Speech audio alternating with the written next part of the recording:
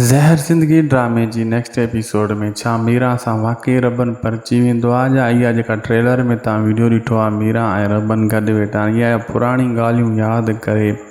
मीरा जेको आहे रोई रही आहे पुराणियूं ॻाल्हियूं करे थी यादि छा कालू ऐं हैबत फासी वेंदा कमाल खान जे चकर में ऐं इन खे ओठो फसाइण में कामयाबु थी वेंदो ऐं असली गुनाहगार ज़ाहिर थींदा छा वारिस पंहिंजे चाचा खे छॾाइण जे लाइ कामयाबु थी वेंदो नेक्स्ट एपिसोड में। हाणे ओठो छा आहे रबन जे लाइ खॾु खोटींदो ऐं रबन जे लाइ रबन खे ॻोल्हे वठंदो ओठो उते पुॼी वेंदो जिथे मैखाने ते सुल्फियूं हणी रहियो आहे रबन ऐं उते ओठो पुॼण में छा कामयाबु थी वेंदो।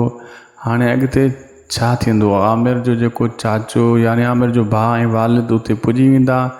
जेको आहे उहो उन्हनि जी ॻाल्हि मञंदो कमाल खान सुधरी वेंदो या उन्हनि खे बि सफ़ा किनो करे आमिर वांगुरु भॼाए छॾींदो। इहो सॼो ई किसो दोस्तो तव्हांखे ॿुधायूं था इन एपिसोड में पहिरियां इन खे पूरो ॾिसो जीअं तव्हांखे सॼी कहाणी सम्झ में अचे ऐं शायदि को सो बि लोग यूट्यूब चैनल खे बि सब्सक्राइब करणु न विसारींदा। फेसबुक पेज खे इन वीडियो खे ज़रूरु अॻिते शेयर करे छॾियो ऐं फॉलो लाइक शेयर ज़रूरु कंदा ऐं मथे लिंक ॾिनल अथव उन ते क्लिक करे यूट्यूब चैनल ते अची वञो।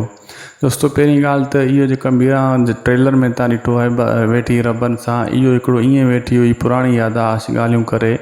उहो ट्रेलर ॾिनो अथनि जेको आहे रबन उते ई हूंदो सुल्फियूं पियो हणंदो हैबत खे कमाल खान ऐं इन कालू खे कुटको ॾींदो इन खे फसाईंदो ऐं इन्हनि खे बकराईंदो नेक्स्ट एपिसोड में। ऐं जेको आहे मीरा फ़िलहालु पंहिंजे हाल अहिवाल पंहिंजी सस खे कान ॾींदी त रबन छो नाराज़ आहे पर रबन बहरहाल उते ई हूंदो ऐं ओठो बि उनजे गॾु हूंदो लेकिन आमिर जो इहो भाउ चाचो इहो उते पुॼंदा लेकिन इहे हिकु ॿ किस्तनि खां पोइ उते पुॼंदा लेकिन इन खे बि थुकी कान हणंदो कमाल खान सुधरण जहिड़ो आहे कान